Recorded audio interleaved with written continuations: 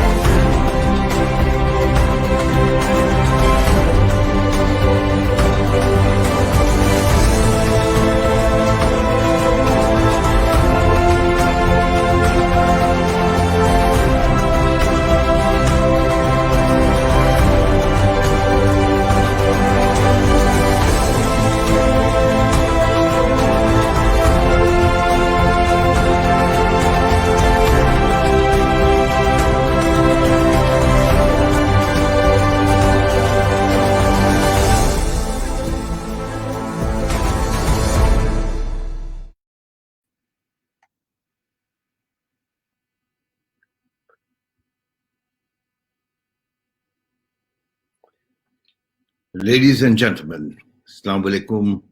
Greetings from Cosmos Foundation. This is Inatullah Khan, Chairman of Cosmos Foundation.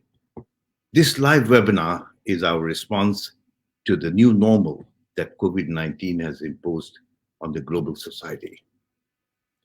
This is the first time in peacetime we are experiencing simultaneous disruptions in the supply chain and demand chain. When we exit this crisis, the world will be different. The investor's psychology will change, business will change, and consumption will change. It is our way of adjusting to new circumstances so that we can still continue to contribute in large measure to the knowledge economy.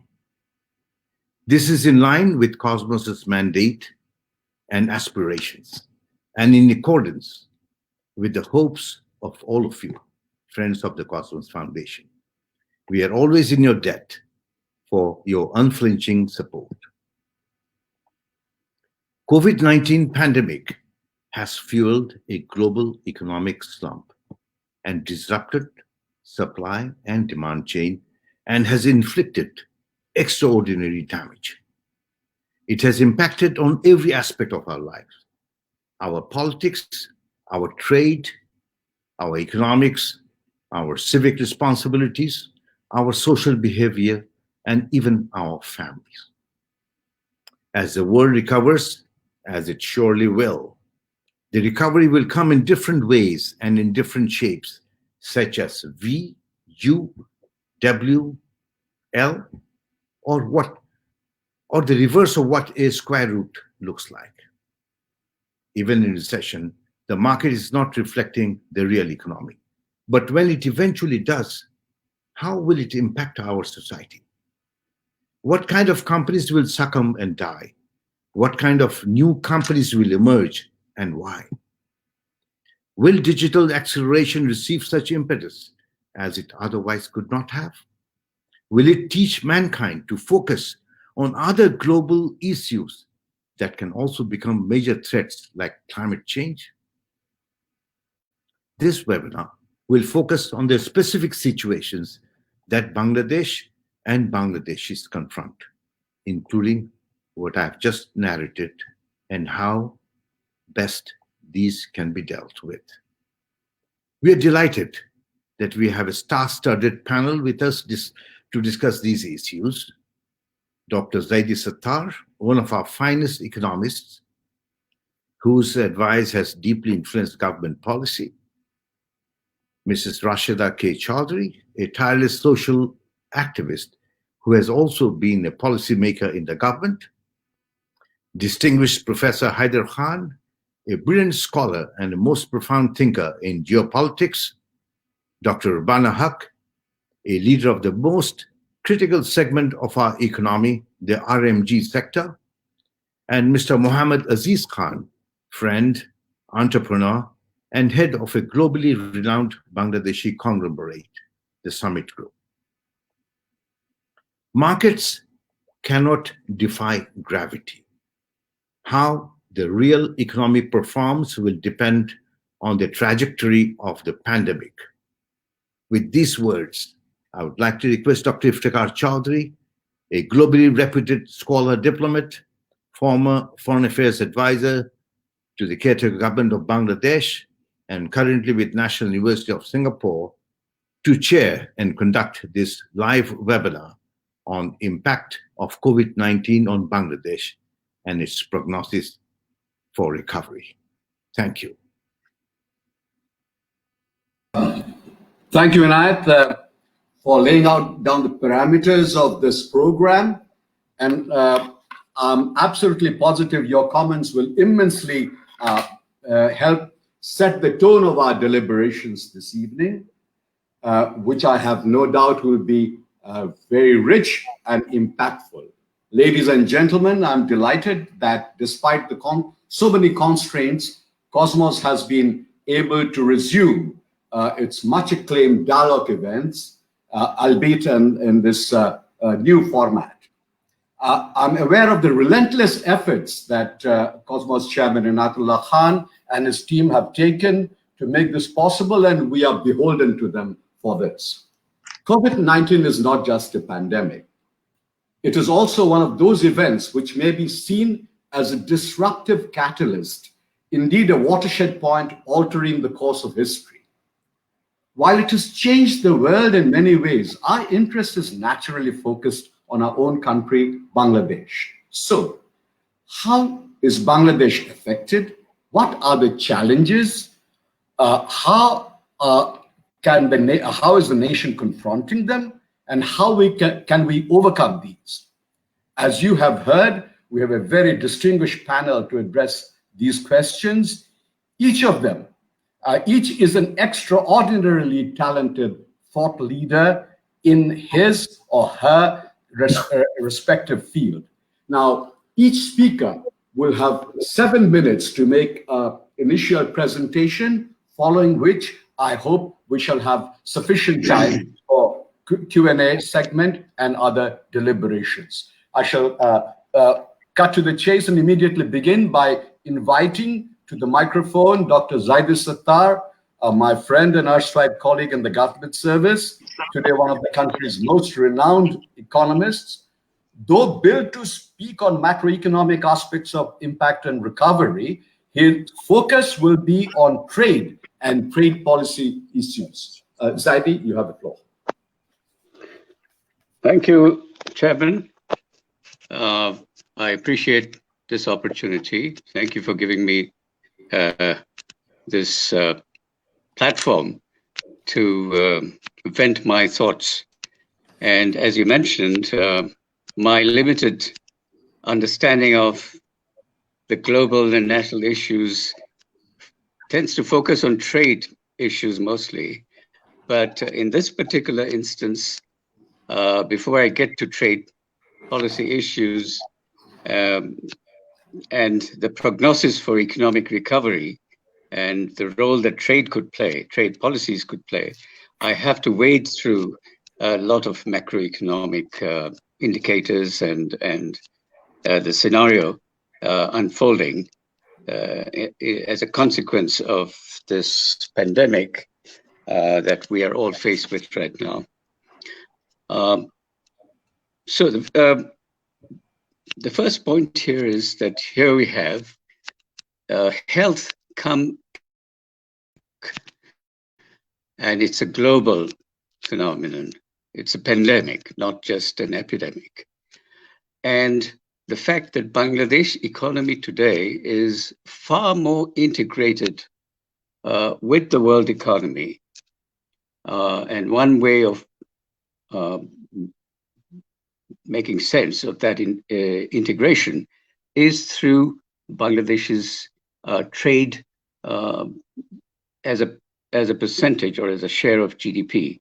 And here we have, for instance, in 2000, total trade, merchandise trade, which is import plus exports, made up about $6 billion. And today, in crossed $100 billion. And that's just merchandise trade, merchandise imports and merchandise exports. You add to that what we call export of factor services, which is the remittance that we get from migrant workers. That's another 6% of GDP. So we are talking about nearly 40% of GDP as our trade in goods and services plus factor services. Okay, so Bangladesh today is a far more integrated economy with the world economy, and therefore a global shock. And this shock is an output shock as well as a trade shock. The health, of course, the health pandemic is the source of this shock to the world economy and the world community. But it's a combination of output as well as trade shock. And all of us are now being fed by assessments after assessments by the multilateral organizations, IMF, the International Monetary Fund being one of them, the leading international agency that describes the world economic outlook. And every quarter, it seems to be assessing sort of in the negative direction. In April, IMF assessment was that the global economy would shrink by about 3%. Trade would shrink, something like 25-30%. And then now in end June, they have now assessed that its global output shock will be more. It is going to be 4.9%. And then there is the trade shock is somewhat, lower. They said, I think it's about 17% negative shock. Now, these output and trade shocks permeate the Bangladesh economy because we are now an export-oriented trading nation, and as a crisis for Bangladesh economy as well. But in crisis, Bangladesh tends to recover. We have had a crisis in 1990. That was a political and economic crisis at the end of the Ershad era in 1990. And then we had, the economic situation was pretty bad. GDP growth for the first time was negative. And then the balance of payments was in shambles. We had practically little foreign exchange reserves to pay for our imports. Now that kind of crisis really paved the way for radical and fundamental change of our economic system. It happened in the 1990s. We changed course from a highly inward-looking, protectionist and restricted trade economy with directed investment, directed credit, and all kinds of government interventions in the economy. We moved from there to a market-oriented, liberalized, open economy system with moving from fixed to flexible exchange rate system, with limited current account convertibility, and all of the things that come with a market orientation, both domestically as well as externally. That radical change actually brought life and dynamism in the Bangladesh economy. Since the 1990s, GDP growth has been rising by average of 1% every decade. It was about 5% in the 1990s, 6% in the next decade, 7% in the next decade. In the past 10 years, average GDP growth has been 7.3%. And that's a record. Now, until this pandemic hit the Bangladesh economy in February, March, the economy was chugging along, and everybody expected the IMF, and the Asian Development Bank, which is more optimistic than either IMF or World Bank. They were thinking that, okay, the economy was looking like, 7.5 to 8% growth. And then everything changed. Of course, trade and our exports really hit lows starting from March, and they are still in that shape. So the government was pretty quick to respond. The government didn't waste time, actually. They came up with the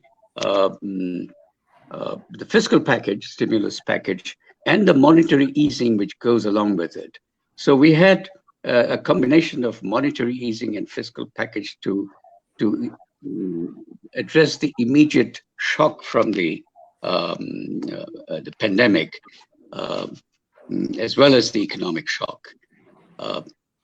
But at the same time, although the fiscal package was big, about 1.1 trillion taka, about 3.5 to 4% of GDP, however you want to calculate, because the GDP of FY 2020 is still not finalized. So it could be higher than 4% also if GDP is lower. And however, in that package, the fiscal burden is much lower. It will be about 1% of GDP. So actually, there's more, central bank directed lending that is part of the package rather than spending. So I think in the course of this year, this fiscal year that the budget has been working on, there will be need for more fiscal resources for cash transfers to people, because we had about 20% of our population in poverty, and as a result of the pandemic shock, that has gone up to 40%. So roughly about 50 million people are now going to be needing support, and cash transfers are going to be essential. Now, government has been handling this. This is an unprecedented shock, and therefore you have to give credit to policymakers that they have been trying their best. There will be trial and error that will be happening. So we have to be patient with that. The question now is, where do we go with the recovery? Are we going to recover, or are we going to be chugging along in this doldrum? And that's where I think our current discussion focuses on. Now, recovery has, you'll have to look at two sides of the coin. One is what is going on in the external sector, what is going on in the world economy and how it affects us and in the recovery state, and what do we do in the domestic economy. Here, one message that comes out from our understanding of trade is that the domestic economy is limited in size compared to the world economy, which is, before the pandemic, it was $80 trillion. Okay, that's a huge, massive world market, which Bangladesh has been, able to exploit in the past few decades, being a founder member of the multilateral organization, World Trade Organization. Bangladesh has been a significant beneficiary of the multilateral rules-based trade system, and we have to continue on that path without making any knee-jerk reactions to the current crisis by restricting some imports or putting taxes on or some exports. We have to keep the trade channel open in the coming months, and that should be one item. The other thing that we will need, we cannot, export our way out of this slump by, sticking to the old policy of very high protection, which which is it creates a very high degree of anti-export bias. The trade policy tends to favor import substitution rather than exports, simply because the artificially driven protection from tariffs makes domestic sales much more profitable than exports. And I'm talking about the non-garment sector. Bangladesh has a trade policy that has two sides. One is a trade policy for the ready-made garment sector, and Dr. Rubana should be knowing that pretty well. There is another trade policy for the non-garment sector. We have the right policy starting from 1980s for the ready-made garment sector. And thanks to the vision of the Bangladesh government for setting up the free trade channel for the ready-made garment sector. And that has really led to the success of this particular industry. As far as the non-garment sector is concerned, the non-garment sector is completely subjected to the high tariff and high protection regime, which gives it, a safe environment, safe, restricted market for imports. So they have their profitability in the domestic market is so high that the incentive to export is minimized, and that's the danger. This is an understanding we still seem to have to face. We've been crying hoarse about diversifying our exports, but when the incentives are unbalanced and in favor of domestic sales, how do you get traction in exporting non-garments? We've got anybody who thinks that we don't have any other, products to export should think again. We've got, in the last fiscal year, we exported as many as 1,300 non-garment items at the 6-digit level. Okay, that means, and there are lots of exports that come up. They appear on our export basket and then they disappear. They die out simply because the incentive for exporters is lacking. With all the subsidies, they can't match the protective tariffs of, let's say, 85%, 100%, and all the supplementary duties that are imposed on imports in order to protect domestic industries. So we've got this classic, imbalance in incentives between exports and domestic sales. We've got to correct that. We cannot grow our way. The economic recovery cannot take place. And this export diversification that is now a priority national policy, this cannot happen with this kind of an unbalanced incentive. That's one thing. The other thing is we've got a problem with our exchange rate. We cannot grow out of this slump. We cannot export our way out of this slump without doing something about our exchange rate. Our research has shown that over the past 5 to 7 years, the Bangladesh exchange rate has appreciated against the dollar, against the euro, and however you want to judge. Now, exports can't perform that well with overvalued exchange rates.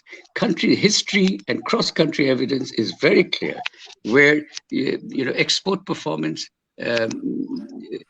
is better when exchange rates are either good or at least undervalued. China has a long experience of export success, double-digit export growth, double-digit GDP growth, and for 25 plus years, they've been keeping their exchange rate undervalued. That is one, if you want good export performance, at least you cannot afford to have overvalued exchange rate. Now, we have argued, the policymakers will come and tell you, oh, we can't depreciate because it's going to cause inflation, and that's too much. Look, there is a method of compensating depreciation. In our case, the time is ripe and the situation affords that possibility. You can have a compensated depreciation where, let's say, you depreciate the exchange rate by 10%. That is, a 10% depreciation is like a 10% subsidy across the board to all exports. It also means a 10% tariff on all imports. Then what you can do in order to neutralize that price effect of the tariff, you can reduce your tariffs by 10%. That will take care of that will neutralize the price effect. Now, what you can do, we have this highest custom duty rate of 25% that has been sticking there since 2005. In the previous years, we've been slowly reducing the top rate of custom duty. But after 2005, for 15 years, it has been stuck at 25. We can suggest that you cut it by 10% to 22.5%, okay? So that will neutralize the price effect. You see, what is happening is Bangladeshi middle class is growing. We have a growing middle class, and the middle class has been paying as much as 5.5% of GDP in terms of overpriced imported as well as import substitute goods in the domestic market. Our consumers have been taxed heavily, what we call the protection tax, and this is big. It is time for the middle class to get some relief there, and that it solves a lot of problems. It neutralizes any effect of depreciation. It also reduces the anti-export bias. After all, it gives all exports, not just the ready-made garment sector or any particular sector. See, the idea of giving export subsidy to selected sectors is inequitable in the first place. Even remitters are getting the benefit, fine, but a 10% depreciation will give remitters, exporters of all products the same incentive.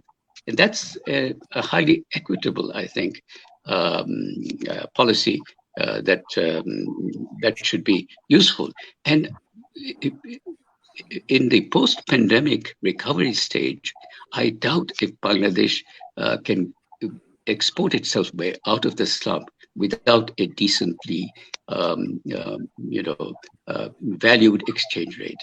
This is critical, and we have to consider all the alternatives, appropriate methodology where where the price effect or the inflationary consequences can be neutralized. And there's also this argument that we'll have to face higher costs of debt servicing. But we are a very low indebted country. We are a low indebted country. We've got a cushion there. Our debt service ratio is barely 4% of our foreign exchange earnings. And what will happen is the domestic taka cost of debt servicing will go up by about 10%. So you're still around 4.2% or 3% of our foreign exchange earnings. So it's not such a big deal. Therefore, if there is an interest in looking at, in examining the implications of getting to a proper exchange rate, PRI research has the capability of examining from all points of view. And I think we stand by our argument. It's not based on any off-the-cuff remark, but we have looked at the export performance of Bangladesh, which has been sluggish in the past 5 to 7 years. And we need to get back on double-digit growth. And the budget and the central bank has already targeted for the fiscal year 2021 export growth of 15%, imports growth of 15%. That means a high-performing trade impact for the recovery. And that is, how can you get a 15% export recovery in this kind of a global climate with an exchange rate that is overvalued? So that, I think, is something we need to look at. Have I exceeded? No, that's all right. Okay. Is it Okay. finished now? So, Thank you very much. Yeah, so I would conclude by saying that we've got this output come trade, you know, impact, which is which Bangladesh has to face, and we cannot just look at the domestic economy. There's a lot of effort being taken to preserve livelihoods, preserve lives, but it's also true that the domestic economy itself cannot give you what the world economy, the global economy can give. We have to leverage the world economy in the post-pandemic era to recover, and recover at the rate that the government wants, which is having 8.2% GDP growth in 2021. There's no way that you can have 8% growth or 8% growth on a sustained basis without leveraging the global economy, the domestic economy.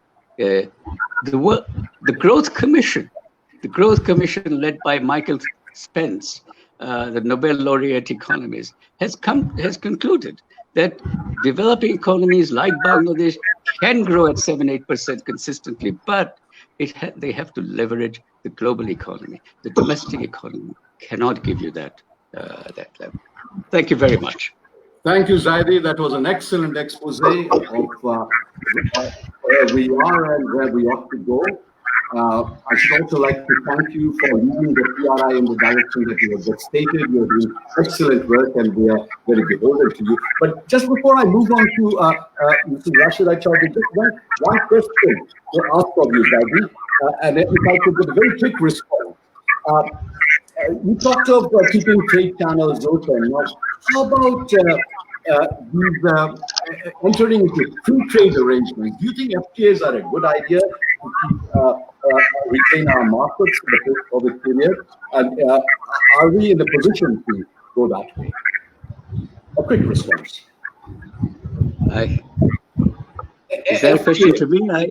I'm sorry, I can't hear you. There's a lot of disturbance. Can you hear me now? Yes, I can.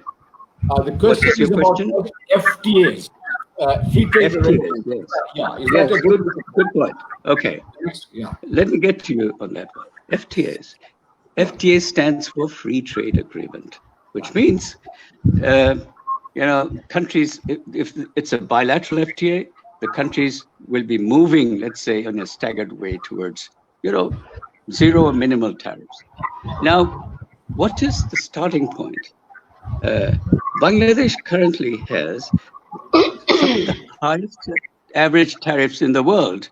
It's Bangladesh's average nominal tariffs is higher than the average of low-income countries. It's much higher than the average of middle-income countries, and of course, way higher than the average of high-income countries. Okay, that's number one. So the first item when you discuss a free trade agreement with another country will be how much can you lower first of all, you bring down your tariffs to a level where we can negotiate. If you've got an average tariff on most consumer goods, note this, almost all consumer goods that Bangladesh produces domestically have custom duties of 25%, which is the top rate. They have supplementary duties ranging from 20 to 100%. And with that kind of protective tariff, you can't just talk to the other side on reducing custom duties. You'll have to address the supplementary duties, which are the protective.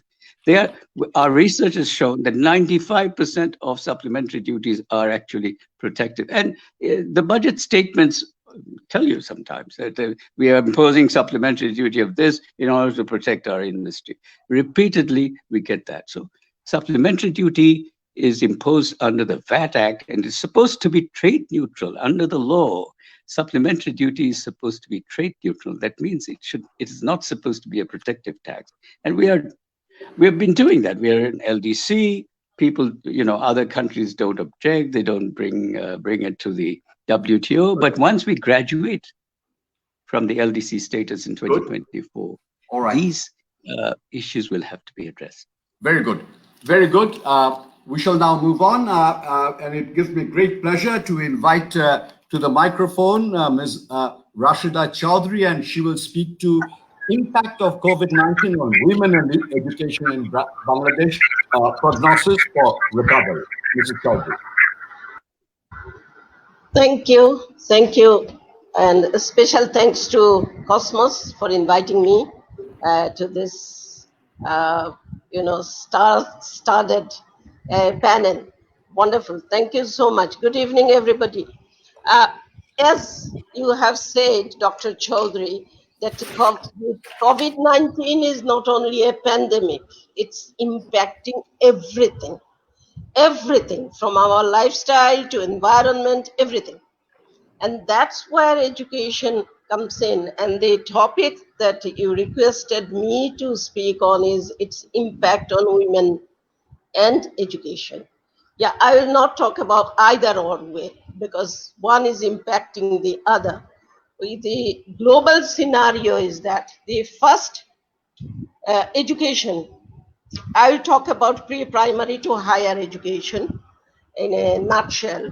But globally, still 1.2 billion learners, that's what UNESCO's estimate last week, are still out of education institutions. But in developed countries, they have been reaching out to those learners. But here in Bangladesh, we have something like 40 million students in our system from pre-primary to higher education. Well, after the institutions were closed in March, and then after the closures, government started to, find out ways and means of reaching out to them because the learning loss started happening. So government initiated 4 avenues to reach out to those students from pre-primary to higher education. Through TV channels, it's always distance learning mode. Then online, through internet-based online courses, and then through radio channels and through mobile phones. But the fact remains that we have not been able to reach out to a large number of learners, particularly vulnerable ones, including women, ethnic minorities, and other minority groups, those who are living in even urban slums, not only, distant areas. So there are the concerns that are coming from different surveys. Recently, BRAC Institute of Governance Studies, they have come up with a survey report that it's going to be very tough to reach out to those learners. And we have done a rapid response survey in March and April. What's the impact of going to be in education? And 5 concerns have come up. One, there will be large-scale dropouts, and there will be increase in child labor, increase in early marriage. That's so much related to women's rights, particularly our girl children's right. And that will, the consequence of early marriage will be early pregnancy, which will be also increasing malnourishment. The success stories of Bangladesh, whatever we have achieved in education, it's under great threat at the moment. And there will be also increasing malnutrition because of hunger, because of poverty, because of, livelihood challenges. So these, all of you know, particularly Dr. Zaidi Sattar. And girls will be hard hit all the time. And another concern that is now coming up is that there is an increase in gender-based violence inside homes. Domestic violence is increasing because people are physically, psychologically, socially, everywhere. People are scared, confused, and that traumatized in a way, particularly a large part of our population. So the gender-based violence is increasing. Now, how can we deal with it? What could be done? what we have been proposing to the decision makers, that we need a COVID-19 response and recovery plan in education. That's what government has been preparing. With targeted interventions, the recovery plan has to have targeted interventions, like increasing the scope of and the amount of social safety net, all these conditional cash transfers, etc. School meals program will be part of the delivery mechanism, and that will be important because we have to deal with malnourishment, we have to deal with dropout, we have to deal with early marriage, and that's why all these social safety net programs have to come up with proper investment at proper time. Now coming to the small and medium enterprise women entrepreneurs, SME entrepreneurs, there are large number of women, not only in SME, but in microfinance. They will be affected very much. The whole SME sector, because mostly women are there, and they will be also affected very adversely. And any recovery plan, either education or anywhere, even for women in, particularly in education sector, has to include the teachers. We have been talking about capacity building in terms of ICT, in terms of infrastructure, in terms of reducing the digital divide. But teachers are not part of the plan. That's a sad part of the story, because our teachers are not getting involved, or they are not even being invited to get involved in preparing COVID-19 response plan. What if we are going to, at one point of time, we have to open the schools, but are the teachers ready for that? Are the learners ready for that? Are the parents ready for that? It has to be a comprehensive response and recovery plan. But this could be another opportunity for Bangladesh, as has already been said by Mr. Anayatullah Khan, that the digital opportunity, using the digital modem or mode to skilling up or skilling and reskilling Bangladesh, particularly the young people, the women, when we want to use that opportunity. That will be a great way of, whether, all these years we've been talking about digital Bangladesh. Now it's happening one way or the other. But for whom? That's the big question. The large majority of our young people are not getting access to that kind of opportunity to skilling up or even reskilling themselves in ICT and distance learning, etc., because it's costly also. So there has to be investment. That's my point. We have to invest in skilling and reskilling. We have to invest in human capacity enhancement. Otherwise, we can build big infrastructures, mega projects, etc. But if we don't have skilled manpower, where are we going to live? And the other thing, we can replenish. We can, minimize the gaps in many, even in economy. Bangladesh has, dealt with so many disasters so well. We can deal with economic plans, but if we lose one generation of learners, it will be few generations we may not be able to cope with that loss. And that's where, not either or, either full economic recovery, health recovery, and education recovery. Those priorities have to be set together, not either or. Thank you so much. Thank you. Thank you very much. That was excellent. But before I let you go, just one point. You started by talking on this online courses, etc. But isn't the emphasis on sort of which has been introduced during the pandemic on online education, is it not disadvantageous for the poorer segment of the community, for the poor students, and who are in any case not only not accessible, but they're also unable to bear the costs entailed? How can this problem be mitigated?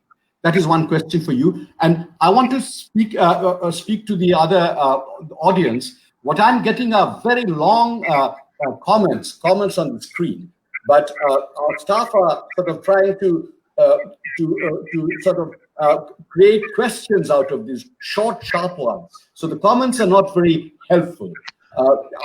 There's no point in my reading them out to the speaker, because these are not really questions. So only I get to see the comments, and we can't formulate questions out of these. So please, when you make your comments, make it so that these are in a question format, easily transmittable to me by the staff and transmittable by me to the speaker. So Mr. Chaudhary, that question about costs of online education, this is a problem in most developing countries, of course. Yeah, that's right, because they don't have that. That relates to our investment. But this time we have been hoping that our budget will be reflecting 2021 budget, but it has not reflected that priority, because we have to minimize the digital divide. That's the ultimate one. Thank you. Thank you. We now move on. Next on my list is Professor Haider Khan, and he will speak to geopolitical implications of COVID-19 and the challenges they pose for Bangladesh. Professor Haider Khan. Thank you, everyone. I'd like to thank Cosmos Foundation for inviting me, Dr. Iftikhar Ahmed for conducting this excellent session. I was fortunate actually to get back from my earlier commitment in time to listen to a large part of Dr. Zaidi Sattar's presentation, our beloved and respected Zaidi Bhai. I also learned a lot from listening to Dr. Rasheda Chaudhury's excellent discussion on education. Being an educator myself, I care about this deeply, of course. I also would like to greet everybody who is online listening to us. Thank you all. Before I go into the tricky areas of geopolitics and international relations, let me quickly mention that actually I'm trained also as an economist, but being in one of the leading schools of international relations and having been fortunate enough to be the last student of Joseph Corbell, in whose name we have renamed our school some years ago, and as some of you know, his daughter first female Secretary of State in this country, in the United States, and she comes here frequently, and usually we get into serious arguments every time I hear her very stimulating talks. But that's the life of an academic. That's why we like being academics. But Zaidi Bhai gave an excellent talk in economics, and as a professional, I certainly appreciate the many subtle points he made. I should just mention that PRI, under the leadership of Dr. Zaidi Sattar, has taken the lead in studying the impacts of COVID-19 on Bangladesh in particular, and even before that, PRI was involved, and I think is still involved in studying the trade possibilities for Bangladesh and trade strategies for Bangladesh after Bangladesh is graduated from the LDC status, certainly by 2024.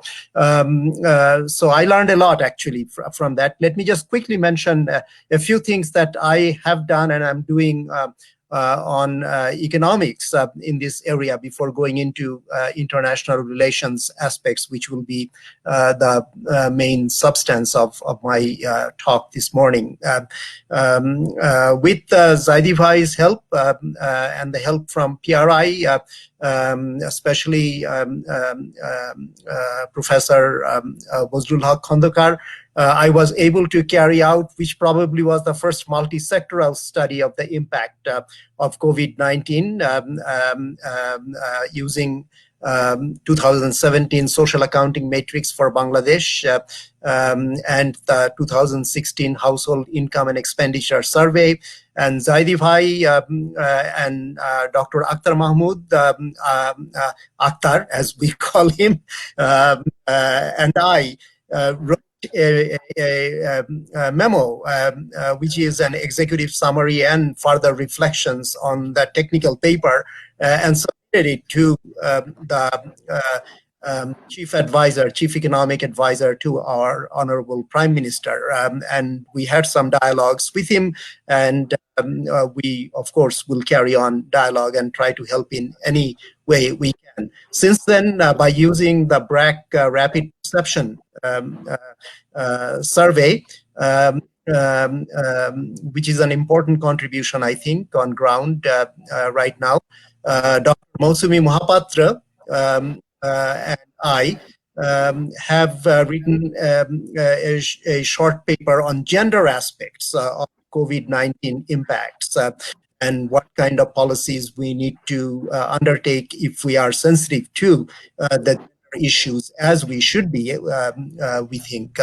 And finally, with respect to remittances, with my former student, Dr. Muhammad Irfan, we have gotten some results on the impact of remittances, especially reduced remittances eventually.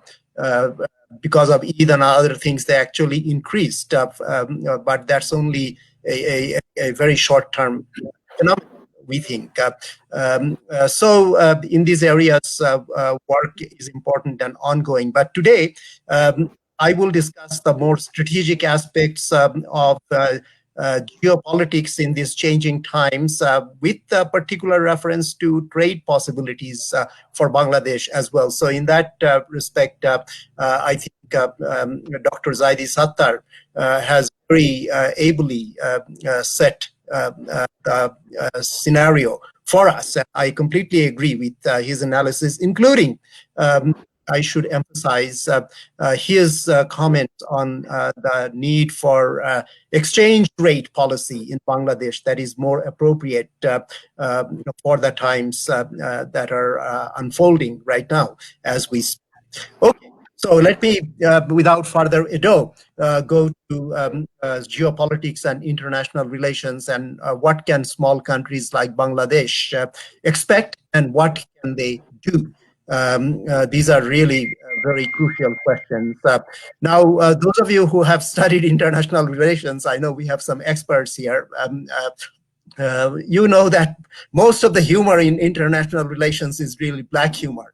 And there's a point to that, because especially those who are realists in international relations, and I count myself among them, although I'm a somewhat different kind of realist than the mainstream realists, but I'm a realist nevertheless. Really know the world sometimes, not always, but sometimes, but especially in interstate relationship, is a dark and unwelcome place. And that applies with particular force to small countries in the global system. In Africa, they have a proverb, which is something like the following, that when two elephants fight, it's the grass that gets trampled.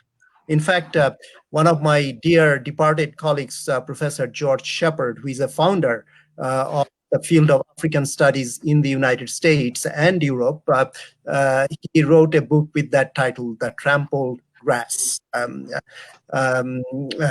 that, unfortunately, has been the fate of many a small country, and the story has not changed very much I'm afraid. The modern UN version of that, I think, I actually heard it from a very highly placed UN official for the first time many years ago when I was a student, is that when there is a fight or conflict between two small countries, the UN appears on the scene, but usually does nothing.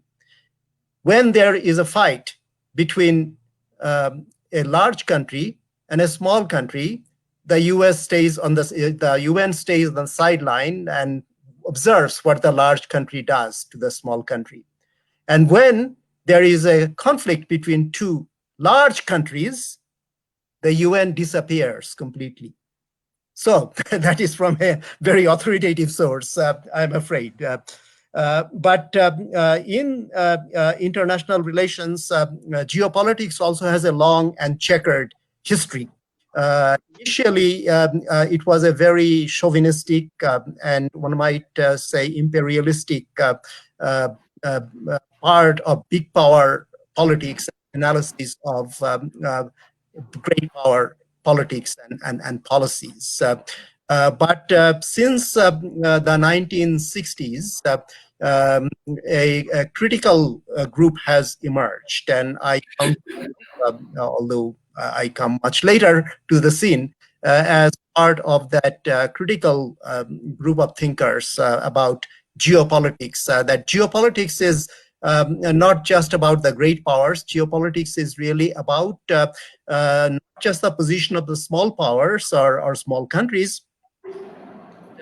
It is also about the well-being of the people. And when you take that perspective about the well-being of the people, especially the well-being of the people of middle income or low income countries, as well as the well-being of the people in among the great powers, the so-called national interest and the interest of the people in countries that are great powers, those are not always the same. And I think that's a very important point. Now, I could go on and give a theoretical lecture on this, but that's not the purpose of this. The main point of my recent writing on this, which was published in Al Jazeera, and some of you have read it, is that COVID-19 is going to change, has already changed actually geopolitics in many important and even radical ways. But I should be quick to add that many of the trends were already there. The decline of the role of the US for a number of reasons, some economic, some political, some actually more explicitly geopolitical, some policy mistakes by the US since actually the 1990s. So it's not just Donald Trump who is responsible for the decline of the US.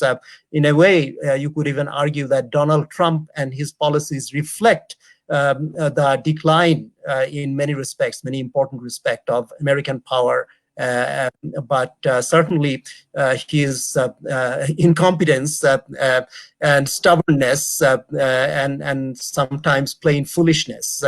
All these things have spelled a much more rapid decline for US influence and role in the world, with corresponding rise of the influence of China among other countries. And the European Union today, I think, is thinking seriously from the information that I have behind the scenes about how to orient or reorient themselves, really. In some ways, Germany is thinking about going back to Ostpolitik days. And France, although it doesn't have anyone like de Gaulle anymore, is thinking seriously about, no matter how unpalatable it might be, but if truth be told, following the German lead. So these are really important developments in the offing, I think. But let's come to Bangladesh. A small country like Bangladesh, and Zaidi Bhai's talk really implicitly set this out very clearly, I think. We have basically three sets of strategic goals. One is to maintain our existential integrity, to make sure that we have our territorial integrity, we have our national sovereignty constrained as it is for small countries by the international situation. Always we leverage what we can leverage to the maximum extent within those constraints.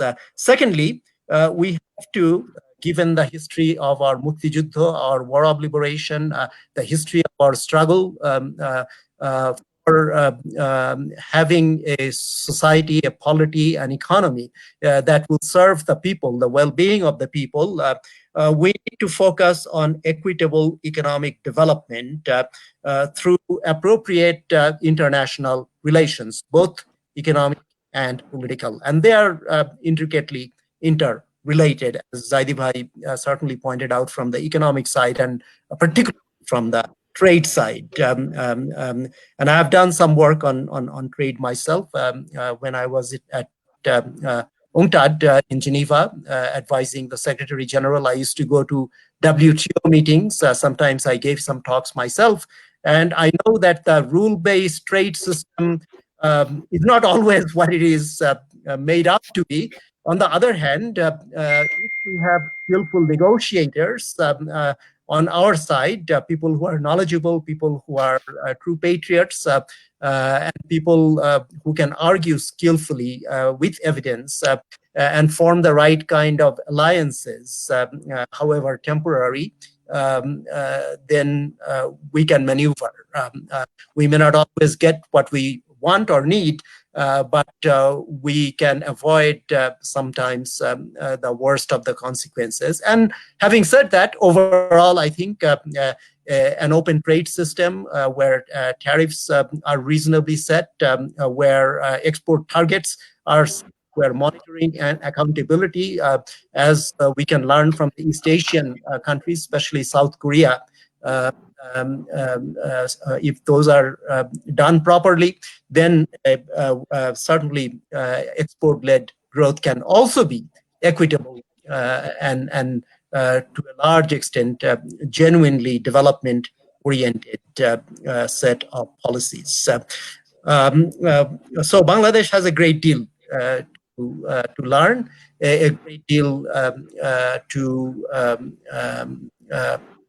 advance the desirable aspects of our practices, to identify new areas of opportunity, to pursue them with diligence. And for all those things, we need not just competent economists and economic advisors to the government and healthy discussion in the civil society. We also need competent international relations people who are well-versed in the most recent thinking, strategic thinking in these areas, and who also can maneuver skillfully but firmly and advise the government properly. And on the positive side, I should say that both within Bangladesh and outside, there are competent people, mainly Bangladeshis, but also friends of Bangladeshis, who I think can help a great deal in these specific areas. So let me come to the third goal, which is actually how should we think in terms of our relations with some of the key countries. It is a very obvious geopolitical fact that we are surrounded on three sides on land by one country, namely India.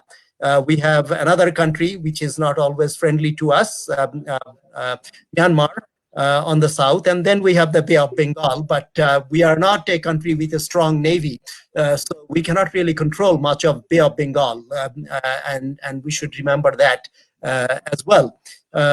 So I think we need to keep friendly relationships,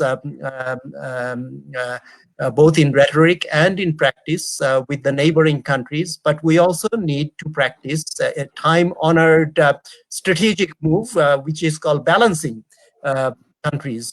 And for us, basically, there are several balancing powers.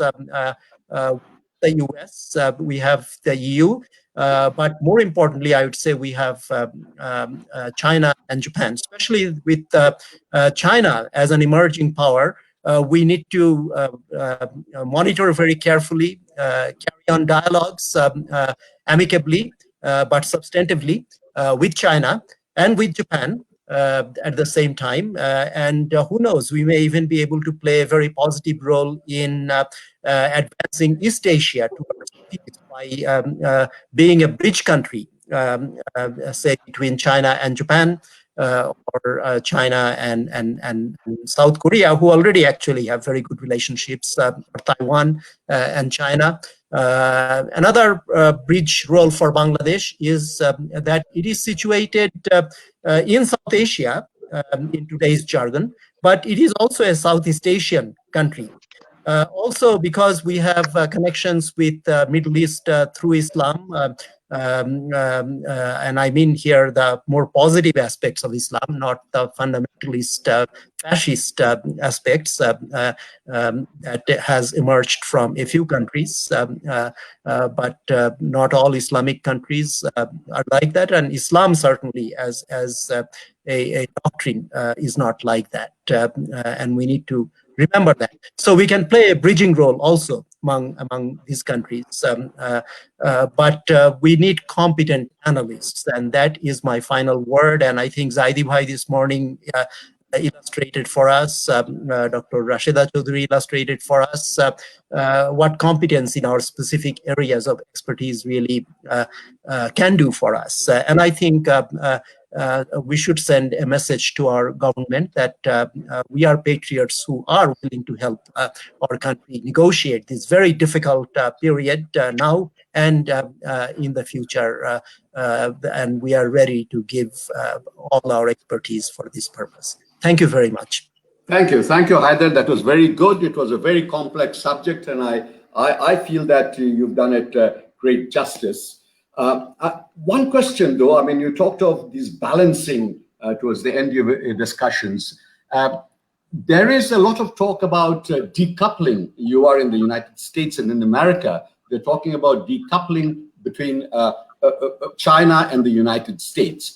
If that were to happen, and that seems to be an inexorable process now, if that were to happen, if it comes to a pass that both these countries say you are either with us or against us, does it place countries like Bangladesh, who have very close links with both China and the United States, in a difficult position? And if so, what shall we do about it? Excellent question. I think that this is a very important question to pose and to try to answer. First of all, being a realist, I really don't think that the US and China can decouple so easily, especially US from China. Even in this crisis, it turns out that a lot of important medicine comes to the US from China. Rhetoric is there clearly, and anybody who studies international relations, and certainly any diplomat of any decent caliber knows that there are things that are said for public consumption, and then there is the real discussion and debate usually behind the scenes among the cognoscenti. But let's assume the worst, because it could happen, because US is not showing very great leadership at this moment, and certainly not very thoughtful analysis of either domestic or international situation. So if that were to happen, it would be more like the Cold War, really. And there we have one example from India. There were other non-aligned countries, but India could maneuver because it was large. It is still large, and that is part of the problem for us. And it could play both sides. In case of Bangladesh, I think we should learn from the negative lesson of Pakistan.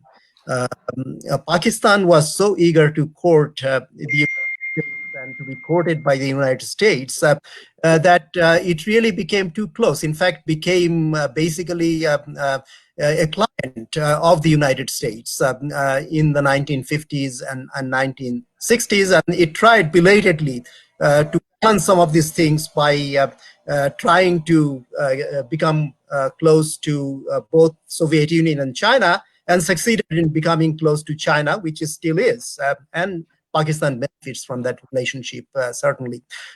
So we need to, I think, maneuver very carefully. We cannot upset any of those big elephants, recalling the African proverb, but we don't want to also be too close to any of those elephants.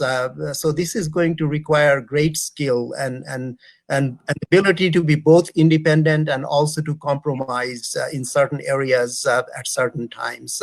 I know that's a very general answer, but we can have a longer discussion and maybe something in the future. You mentioned rhetorics. I mean, Kissinger once said, by the way, in foreign policy, every word is a bullet. And you see, indeed, so the rhetorics you have to be very, very careful. Dr. Rubana Khan is next on my list, and she needs no introduction, of course. She will speak to COVID-19 RMG sector in Bangladesh. There are people who are called Renaissance men, but Rubana in our community is a true Renaissance woman because, as you see from her intro, she was identified also as a poet, I saw. So that's true. And Rubana, since you are a woman of many parts, let us give you the floor and hear you on the RMG sector. Yeah, the floor is yours. Thank you, Dr. Chaudhary, for such a generous introduction. I certainly don't deserve it, but I'll take it with grace. Thank you. So thank you, Cosmos Foundation, for having me over. I wish we had spoken at a time when we were a little better off. We are actually not doing well. If I tell you very honestly, we just woke up to new nightmares every day during March. And every day we just kept on having cancellation one after the other. And, it was almost like a nightmare, starting with a complete cancellation down to a point where the buyers literally told us that they wouldn't be able to pay. And they didn't know when or how they would pay. So we literally had to sit with $3.15 billion worth of cancellation only during that period. So for us, it's been a critical journey without much support from the sourcing community, meaning we depend so much on the West that COVID-19 kind of completely made us powerless, and we are so vulnerable, and that our extreme vulnerability has been exposed by the pandemic. So COVID-19 has impacted us in many ways more than one, as you all know. But for Bangladesh, because 84% of our export is coming from ready-made garment sector, and because 4.1 million people working in this sector, this blow is a blow that neither the government nor the private sector or anyone else working in the industry can actually afford. So this has been an unaffordable disaster, and this has been a disaster with which we have no reconciliation factor whatsoever. We are at a point where we've ended up with almost $8 billion worth of liability, out of which $3 billion will remain unpaid. And we don't know how to face up to this. If I tell you honestly, export has dipped, and January to April export in 2020 has been $8.5 billion. And once again, the instant cancellations were just $3.15 billion. What we did from our end was we immediately opened up a portal and we started recording all the losses. So we had a clear understanding of how much losses we were going to incur. And we kept track of the losses because all our members kept on reporting. And you know what? We were so defenseless, we didn't know who we would turn to in order to get these orders back, who we would be talking to, whether to international media or international human rights organizations. But we made friends overnight, literally. And we aligned with everyone and we said, pay up. You've got to pay up. And you know what? At the end of it all, we've sort of been able to bring 48% of the orders back, but we're still having a huge liability. Of course, the government of Bangladesh has been absolutely uh, on the mark because we were supported with a loan of 5,000 crores to settle the salaries of 3 months for the workers at a 2% service charge. So that helped us. But at the end of it all, with COVID, it seems that the Western brands also started to treat it as an exit mode. So, 100-year-old companies were also declaring bankruptcies. And in our country, we literally don't have exit policies. So at the end of it all, if we look at what we have landed up with, we have landed up. Zairiba, I think you need to be on mute. Thanks. All right. So I think what we have landed up with is a grim scenario where McKinsey has also clearly said that we are going to have at least a 27 to 30% of revenue dip. And also at the same time, we all almost know that almost $297 billion will be wiped off the global apparel value in 2020. And trust me when I say this, you just do not see a recovery in the near future. I mean, it's a global reality that the worldwide consumption is going to come down. Everybody's been predicting. Most of all, we don't know what the post-COVID consumer is going to look like. We have no idea. So the consumer may be looking for medical textile, could be looking for athleisure. We have no idea. The post-COVID consumer may just run back to the store and buy luxury goods. We have no idea again. So in such uncertain scenario, what do we do? How do we prepare? So it's a critical question for us to ask everyone that, are we just going to be relying on the reports? Are we going to be playing on our intuition? We don't know for sure. But I can only tell you that 2018-19 we had a robust export of $34 billion. If I'm honest, at this point of time, I don't think this fiscal year we are going to have more than, 2019-20 is probably not going to be more than 27.5 billion. And going forward, 2020-21, we do not see a recovery beyond a total export of 21 billion at the max. But that is the global reality. We really don't have much to do about it because consumption is shrinking. And if we ask why the consumption is shrinking, it's shrinking because sustainability, the word itself, has taken a new turn. The new consumer, the young consumer, actually wants to buy less. So if the consumer is buying less and thinking that that's how we are going to be more sustainable, then so be it. But at our end, there are brands like Patagonia who are selling their jackets for very good prices. But at the same time, they're also saying that, don't buy more. So instead of 5 jackets, somebody is actually buying only one. And at our end, the challenge is that it actually tells upon our productivity because our worker is going to produce less. We're going to have lesser orders, and that's how it's going to be. So the word sustainability, the discourse around sustainability also has to be renegotiated with the Westerners. It's just not about environmental compliance. It's much more than that. It talks about lives and livelihoods. So if you take all that into consideration, then it's a new reality that we've just woken up to, and it's going to be tough. It's really going to be tough. Yes, the government has been very supportive with announcing a few more stimulus packages, few more loans, one for SMEs, one for pre-shipment credit, another for bigger industries. But you know what? It may be cheap debt, but it's still debt, and it's not going to be easy on us. So everything said and done, we are down in exports. and we don't see a quick recovery till about summer of 2021. But it's not for us only, it's for the entire world. The entire world is, we're just not dependent on our supply chain. We're completely dependent on buyers who buy from us. And they're actually closed. I mean, we were very hopeful that Germany would turn around, but you know what? Germany just had another phase, another wave. So we're not sure where we are going, how we are going. But like Zaidi Bhai, during his opening remarks, he did say that we are resilient and we always bounce back.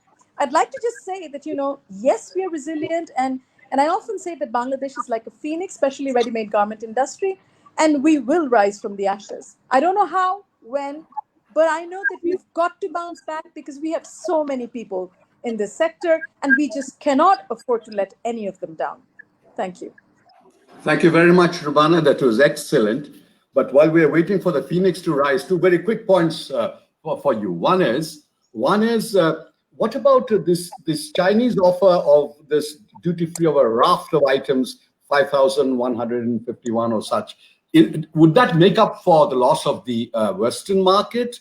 And then second point is, okay, I mean, we've had a long innings with RMG. Is it not time that we moved on? And do we not have the wherewithal to expand diversify our export market? And should not that be the goal? Rubana, very quickly.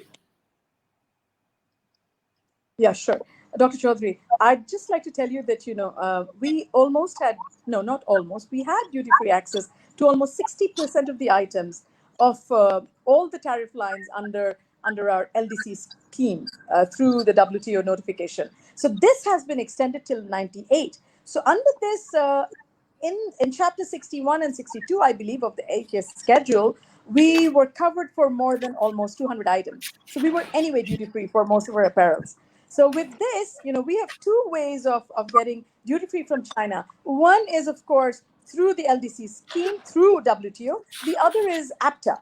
So currently, we have the duty-free quota fee from the LDC, but when we actually graduate, we will perhaps need APTA in that case. And then we will probably need to negotiate again with respect to product coverage and tariff cut.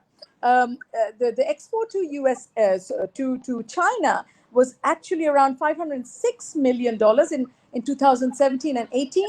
It's come down in 2018-19 to 307 million. So it's almost an export dip of 34.49%.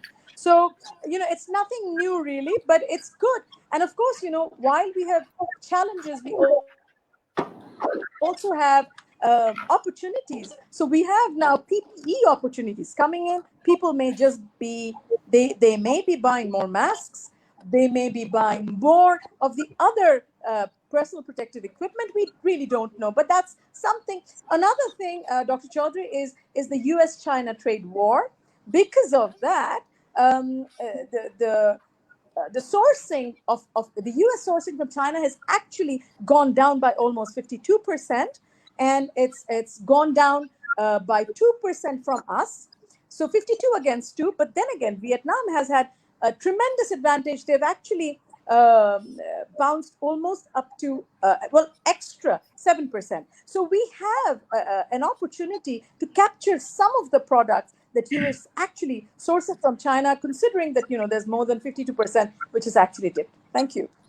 Thank you, Dr. Rubana Haq. Okay, very good. We shall now move on to a captain of industry, Mohammad Aziz Khan, to talk about infrastructure, how infrastructure is supporting the economy in Bangladesh and how it can help us on the way to recovery. Aziz, you have the floor. Thank you, Sahab. Thank you, Inayat. Thank you, Nahar. It's great, your persuasion for knowledge and providing knowledge to everybody, even during this pandemic.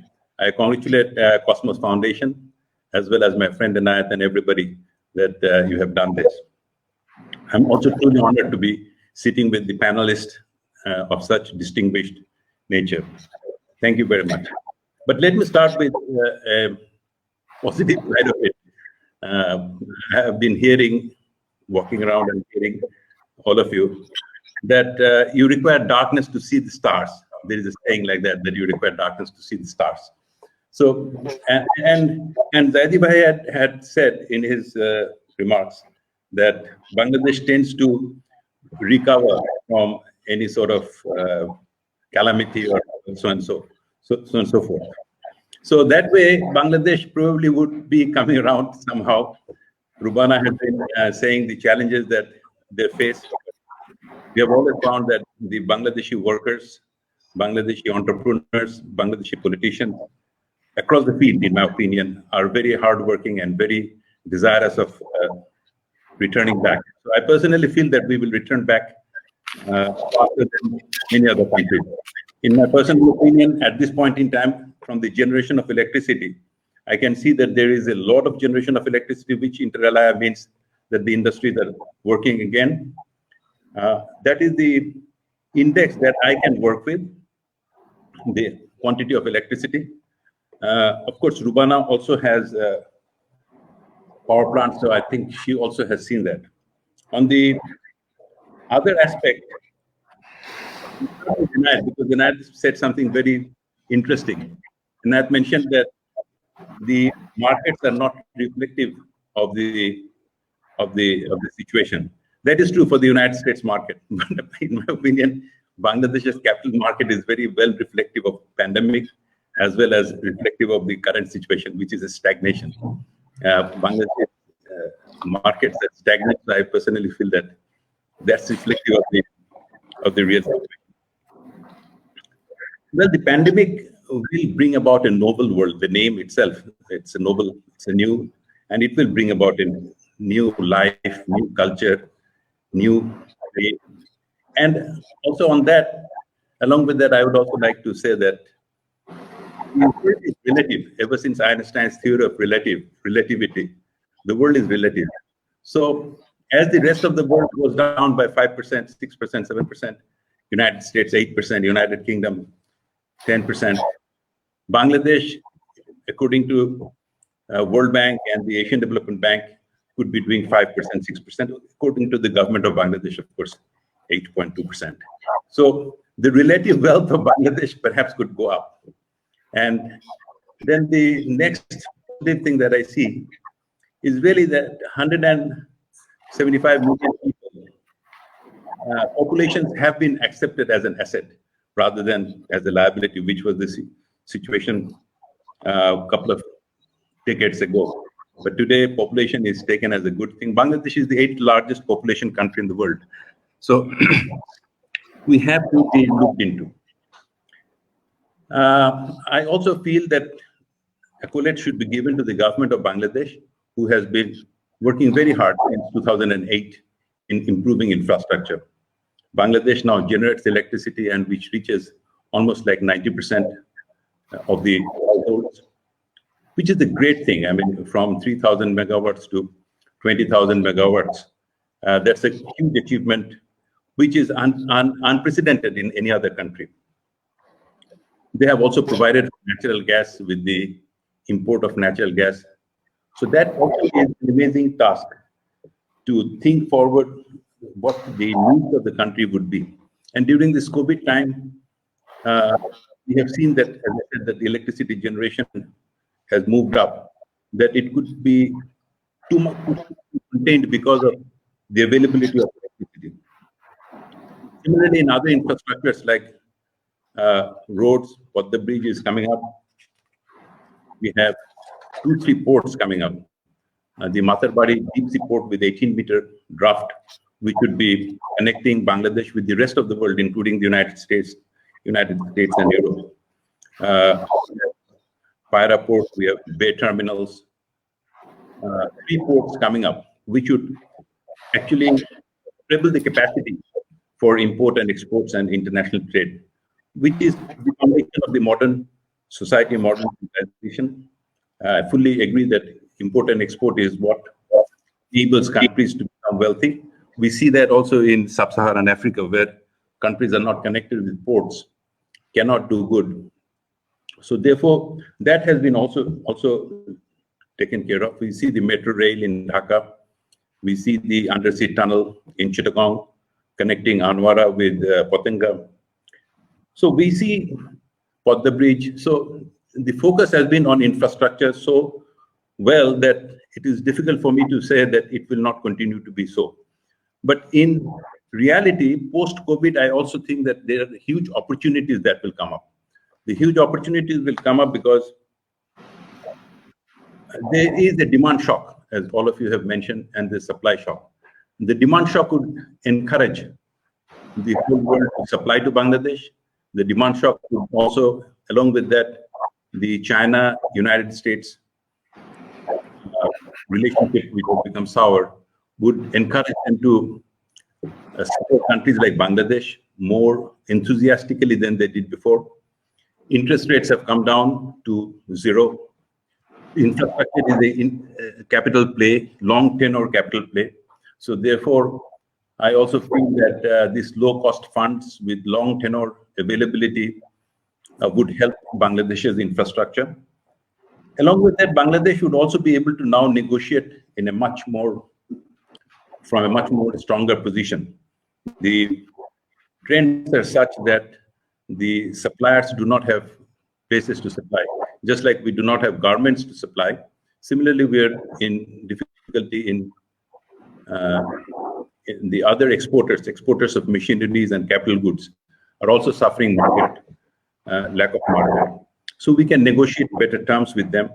In my personal opinion, the government should look into their portfolio of infrastructure, currently existing infrastructures under construction, that how those contracts can be improved, keeping in view the pandemic as a force majeure situation. There is also that possibility of for the new contracts that ought to come, there is possibility to take a different approach rather than the previous months where we had depended on many other things. The financial space and the monetary space of the country is quite good at, again, as Adibhai had mentioned, that we can devalue the currency with $35 billion in the reserves. Imports have come down. Energy prices have become half, if not, it was 1/3, but today it is half the before. So our largest import is energy, and those import would also, to support the current account, would also support the current account in the sense that it would cost half of the $4 billion that it used to cost, perhaps $2 billion. So in this context, I find that we have opportunity. The biggest opportunity that comes up is really in the health, and as Rashida Appa had mentioned, on education. The whole world is now more and more dependent on internet, like we are discussing today over the internet. So the platform of digital Bangladesh, or we have, of course, laid 70,000 kilometers of fiber optics in the last 12 years. Bangladesh has laid down 70,000, out of which Summit has done, fortunately, 40,000. So we are in a position where we can upgrade it to 3G, 4G, and even 5G. And at this point in time, when there is a global, discord on the 5G, whomever Bangladesh goes to will probably find a better deal. And if they can move this whole platform of communication, of Internet of Things, of artificial intelligence, and already more than 95% of the people have access to telephony. That is another huge thing that has happened in infrastructure. So with this telephony available, if it can be extended to 3G and 4G, 5G, then we will find that access to medicine, access to medical health. One of the poorer parts of Bangladesh has been really in health. We have the least number of doctors per capita. We have the least number of hospital beds per capita. So therefore, government could also be looking at this social infrastructure, convert all the Upazila health complexes into hospitals. At this time, if the government of Bangladesh goes, as Adibhai had said, they have ability to take debts are cheaper. They can convert all these Upazila Shastha complexes into hospitals. That would be a huge upside for the government of Bangladesh to say that we have also provided social infrastructure like health which until now has been not so well taken care of. Similarly, if we can overlay education on that, then we can move up. As Rashida had mentioned, the computer education on internet, on the computers, is the future. China is coming up so fast because their people are educated. Today, we may not rely so much on conventional education, but education through the internet, through the mobile telephony, through the computers, whatever. These abilities are beacons in this darkness. Like I said, you can see the stars only in darkness. So if we can see them and look at them and try to follow those, if the government of Bangladesh and the people of Bangladesh support such following, then I personally feel that this COVID situation, I feel certainly sad for all the people whom we are losing, and for all that it matters, I have some of my relatives who have passed away. But this could also be, there could be a sunshine, but there could be a shine in the cloud somewhere behind this COVID, and we must pursue that. Thank you very much. Thank you, Aziz. It was a good conclusion. There you see an opportunity in this crisis, of some of us really do. I want to ask you a specific question, actually. This is with regard to infrastructure. And this is something that, the reason why I ask you is that it has been talked about here. Bangladesh is one of those very few countries where China and India are cooperating in the same sector, like in infrastructure. I talk of the Paira port, for instance, Paira project. I know it's a very difficult project, and you know, I mean, it's a very steep hill for us to climb. But nonetheless, in Paira, what we've done, I understand, is that we have divided up the projects between China and India. China has come under BRI, which India in theory rejects, but India comes under BCIM. So we have got India under BCIM and China under the rubric of BRI to cooperate in a single project. If we succeed in doing this, this will be touted as a great victory. But is this a sustainable paradigm? Is it workable? Thank you very much. It's an intriguing question, and I personally feel that if you are sought after by two persons or two countries, that's a better situation than being not sought after at all. So, in all fairness, Bangladesh is in a better situation if they can handle India and China, the two largest countries in terms of population. By the way, Bangladesh is the 8th, as I mentioned earlier. So we have some potential to try to play both of them. I wouldn't say one against each other, but for cooperation, go to both of them and receive. But talking about Paira port itself, the Paira port, in my personal view, is ill-conceived. The place has got 7 meters, and you have to go 50 kilometers of dredging to go to make it a deep sea port. So it would remain a port like Mongla or at best Chittagong in its earlier days. It will not be a port like Matarbari. The deep sea port of Bangladesh will be Matarbari. Whether we give it to China or India or we do it with our own money, I personally feel that Paira is very difficult. You mentioned yourself that it's a difficult port to make. But taking on that question, I personally feel Bangladesh has now the opportunity of playing into really, if you must give the advice to Bangladesh that this is time for them to play with some heavyweights, you know, with the United States, China, India, and get the rightful place that we so much deserve. Thank you. Thank you. Excellent so far. Now, of course, we are opening up for questions and answers from the audience. We have some questions which have been transmitted through our hardworking staff out there.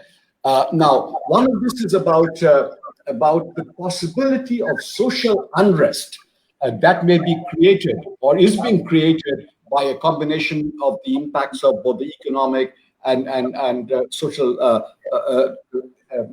issues with regard to the pandemic.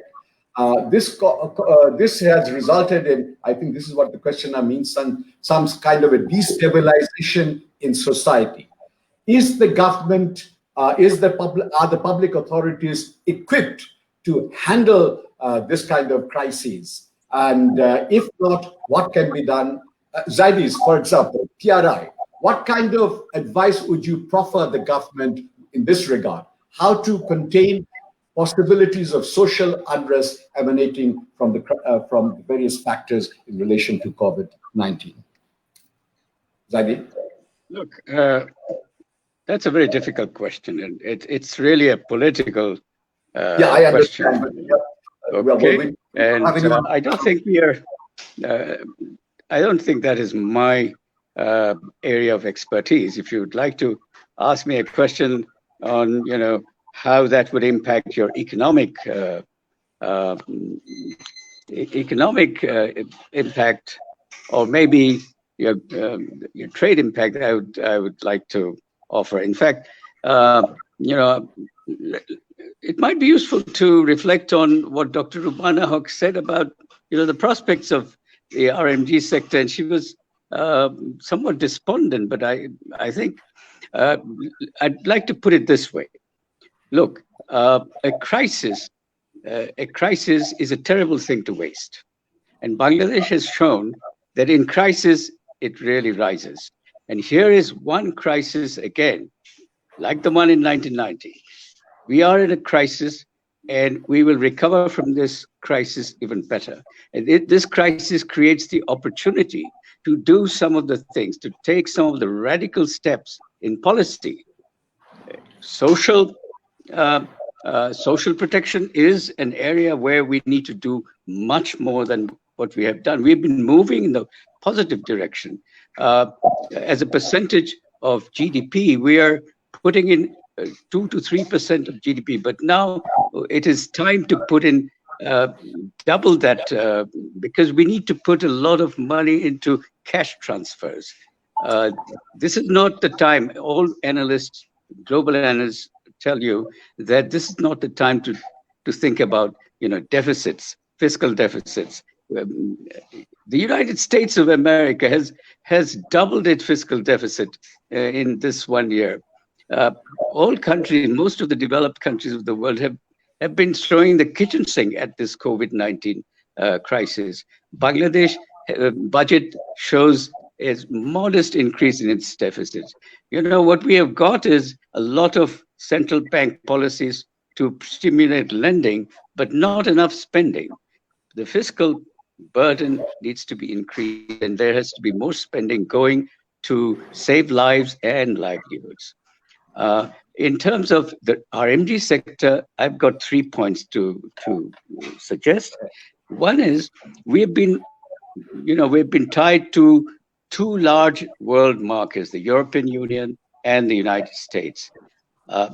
It is now important to reflect that China plus Japan on the east of Bangladesh, on the eastern side, they now make up $19 trillion size of the economy, which is higher than the European Union. So diverting some attention to exporting to China, now that China has opened up, 98% of its products are now zero tariff. Now that China has opened up, I think here we have a European Union size market for Bangladesh products, RMG and non-RMG, on the eastern side of Bangladesh. Second, in the post-pandemic recovery side, we have to take note of the fact that in the post-GFC, global financial crisis time, economic recovery, particularly in Bangladesh, and export recovery was driven by what we call the Walmart effect.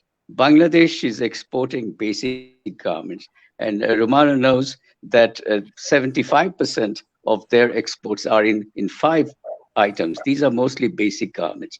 And I wouldn't shy away from exporting basic garments, because I think Bangladesh has a stronger comparative advantage in basic garments.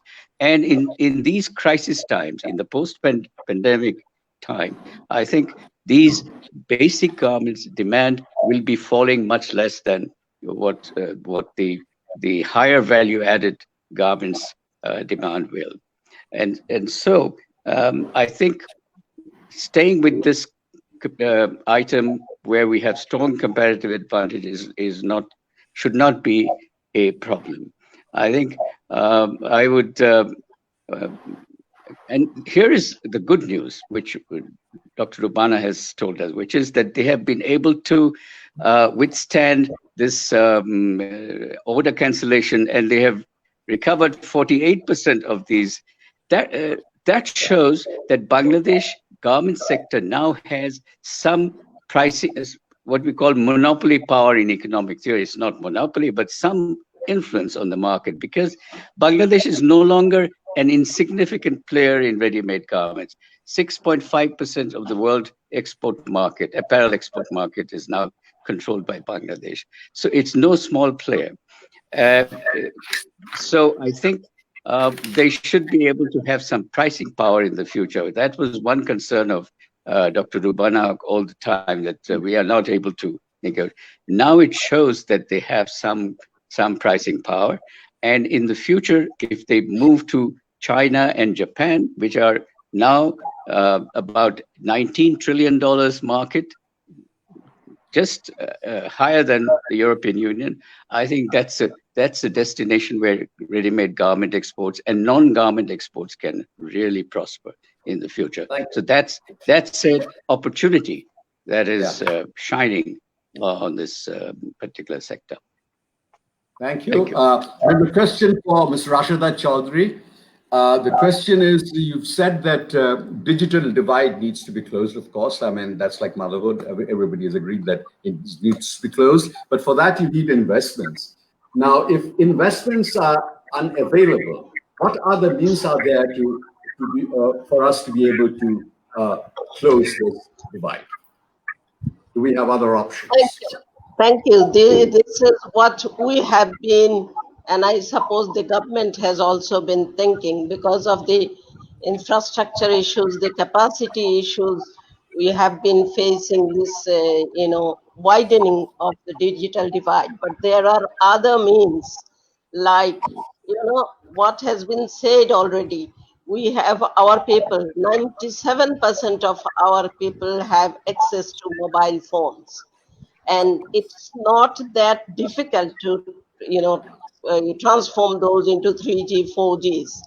This is one, feature phones. But the feature phones also can download FM radios. And through FM radios, we can reach out, but it's costly. That's why we have been talking about investments. Who is going to invest? Government has so many priorities now.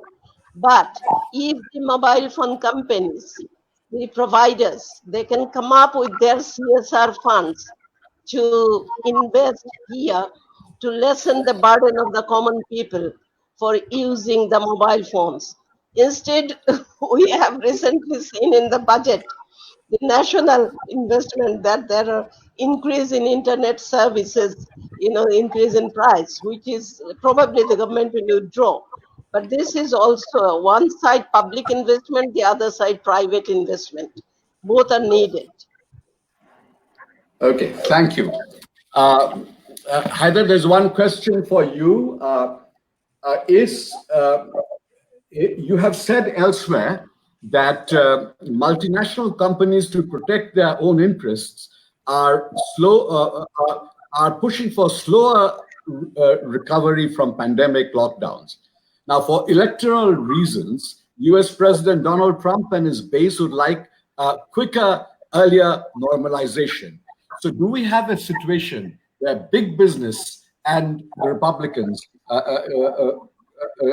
President Trump, are pitted against each other? Doesn't that go against received wisdom?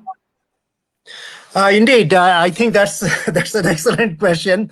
Will take a long time to answer, and I also have a few words to say about social and political unrest possibilities and the opportunities actually for political reform in Bangladesh.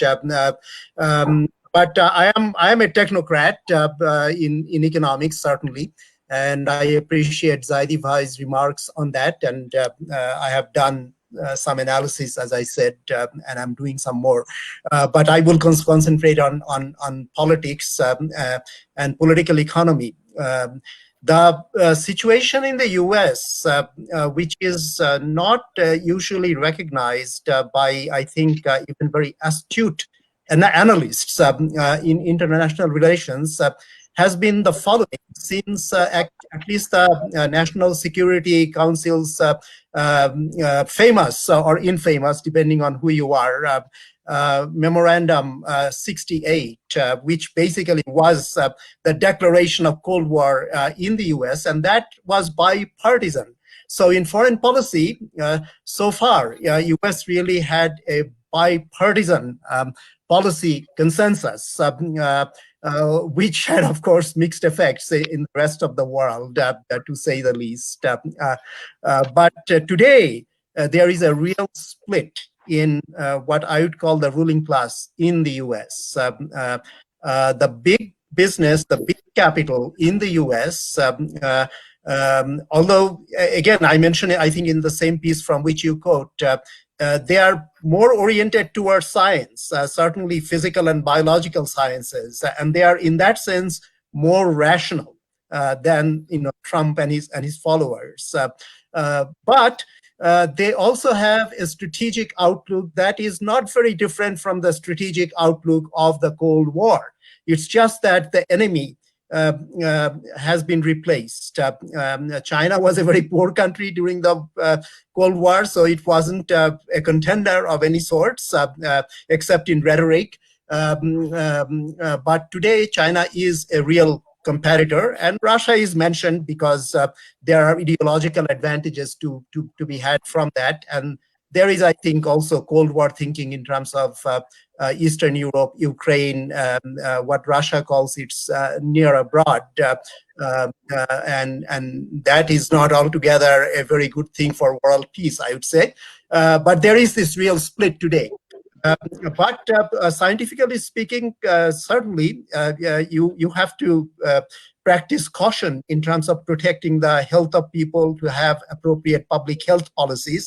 But what most people, including analysts of international relations, don't seem to pay attention to is that there is this really underlying trend and tendency, and it's not a hidden one, because if you study the documents, the minutes of the meetings, key speeches, if you have, as I do, access to some of the key players, then you don't need to be an Einstein of international relations to figure this out. So that's on the international side. For Bangladesh, I think politically, also, this is a great opportunity. And I want to refer back to Bangabandhu.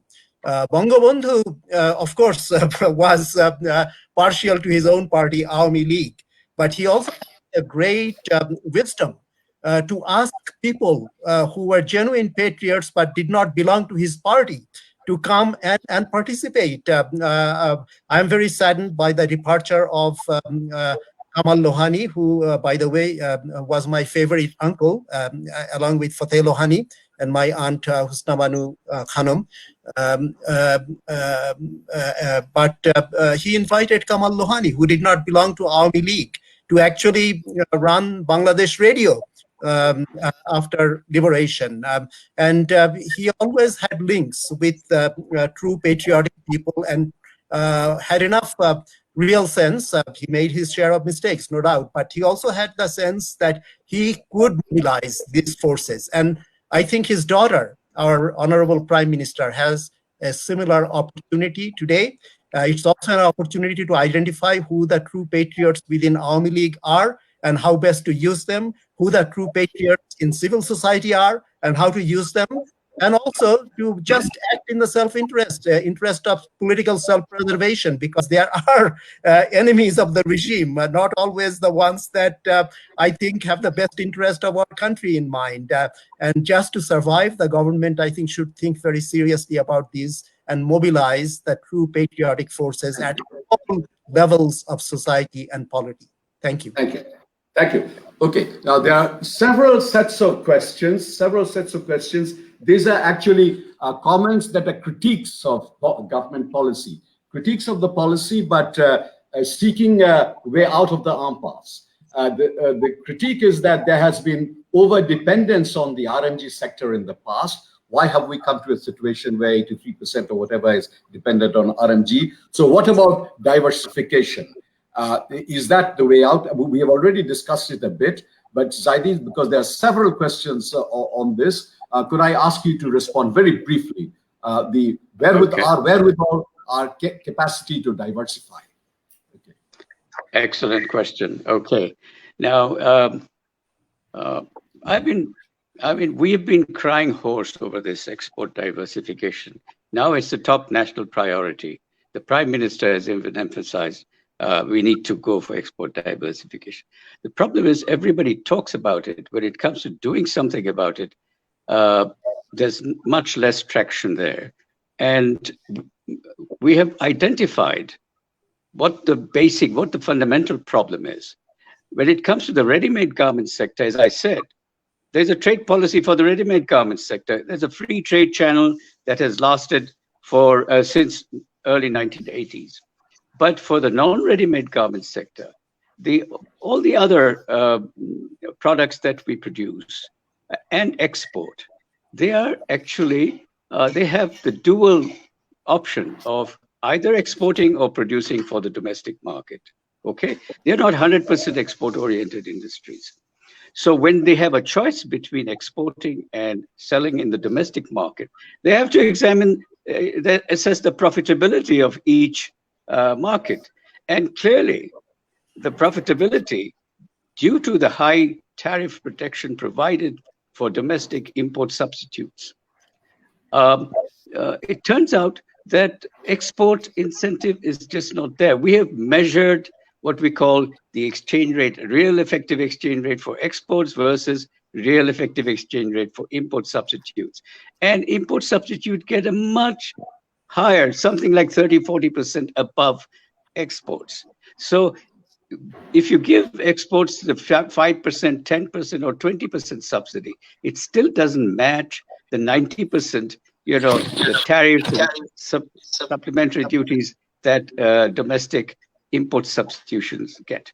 But there has been one development which is positive when it comes to import substitution, and we will call that import substitution par excellence. And that is the case of backward linkage industries that is linked to the ready-made garment sector. That is the primary textile sector, plus the accessories, the packages industry. This has developed into now a $22 to $23 billion industry, whereas the garment industry in fiscal year 2019 was $34 billion. So we have a second rising industry, which is import substitutes, but they are export-oriented import substitutes, the backward linkage. We call them deemed exports, but they are actually as good as exports because they save foreign exchange. They don't generate foreign exchange, but they completely save the use of save a lot of foreign exchange for us and help in our sustainable current account deficits also. So thank you. Now the answer, the other missing link in the export diversification is foreign direct investment. Without FDI and without this balance of incentives, we cannot get traction on export diversification. Vietnam now has a much more diversified export sector because 90% of its manufacturing exports are done by foreign investors. We have not welcomed foreign investment that way. Even in the ready-made garment sector, our understanding is there is a tendency to resist foreign investment outside the export processing zone. Without foreign direct investment going into the non-garment sector and the garment sector, we will not be able to have any traction in export diversification. Thank you. Thank you. Thank you. I mean, they say that, you see, these Trump's policies outside, if it leads to relocation of industries from China to our countries, it's happening in Vietnam. So some people are wondering if the end result of Trump's policies Heather, would be make Vietnam great again. If that is going to be the ultimate result of these policies. Anyway, we are running out of time. One last question addressed to Aziz. This is on infrastructure, indebtedness. Who's funding these? China funding these? Are we getting into a situation where we will become indebted to China? I think whoever has broached this has Hambantota in mind. Are we going into a Hambantota situation in utilizing Chinese credit? Thank you very much. I think it's not correct. Bangladesh is very well positioned to take on debts from anyone, for that matter, but it is better to take long tenor, least cost debts. The largest debt is probably coming from Japan for the Matarbari projects. It should have been for the bridge, but for the bridge, Bangladesh is financing themselves. Pyra, exports, as you mentioned, is between China and India. Finally, my personal opinion that Pyra will not become a major port, so the investments over there could not realize in the way that we expect. The airport in Dhaka, the metro rail in Dhaka are again partially financed by Japan and the World Bank and the Asian Development Bank. Bangladesh has not leaned towards China, who is accused of such things. Rightly or wrongly, I suppose because of the balancing act of the India-China situation. I do not foresee a situation where Bangladesh would be overly indebted. At this point in time, the per capita GDP or GDP to debt in Bangladesh is the best in the subcontinent. The numbers are not known to me. I'm sure Zadivai would remember those numbers. And the country is well poised in terms of its monetary space, because it does not. It can print currencies, which I heard that it will be printing, but I haven't heard whether they have actually printed currencies or not. It could take debt, and debt is available. Long-term, low-cost debt is available for countries like Bangladesh today. I am not seeing an economic challenge in the foreseeable future. As I said, imports have decreased, exports have also decreased. Whether Saudi Arabia and the Middle East and other places will return to Bangladesh, and whether they would be able to get jobs somewhere else is to be seen. I personally feel that they won't be able to, because the world is to some extent becoming exclusive, each trying to employ their own people, as it is done by the United States. Somehow, whether we like a single president or not, somehow we follow the paths of the United States. In that sense, there could be a supply of manpower, and for that matter, we need the manpower and a trained manpower if we want to expand the industrial sector. If we want to provide better service, we require people who are actually trained in those matters. Thank you. Thank you very much. We have indeed are hurtling towards the close of this extremely rich and stimulating discussion. The presentations were full of useful content, and I believe the questions also succeeded in teasing out some excellent elaborations on the points earlier made by the speakers. Our experience in COVID was no different from what our forefathers probably experienced during the first two world wars. This is a war much like those, but even so, because this catastrophe is actually truly global, even as the other wars weren't.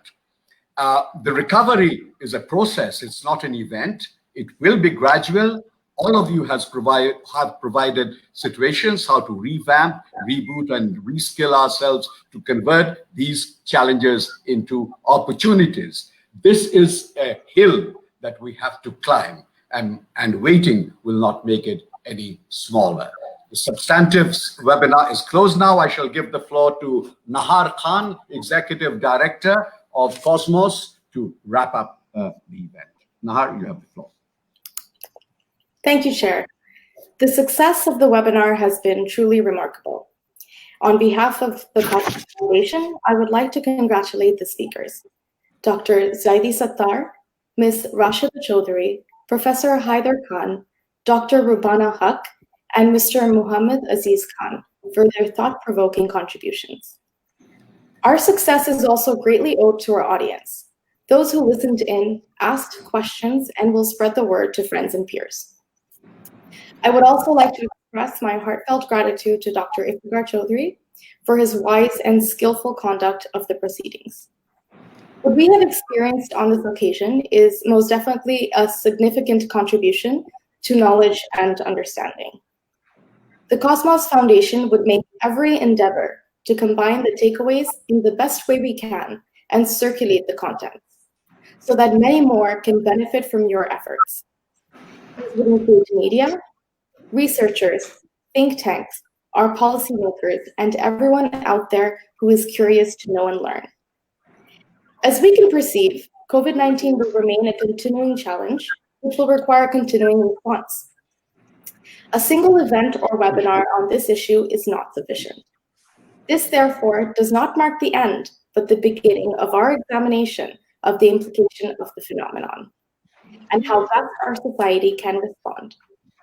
The Cosmos Foundation will host several such virtual discussions as a part of a series focused on this issue and will keep you apprised as our plans unfold.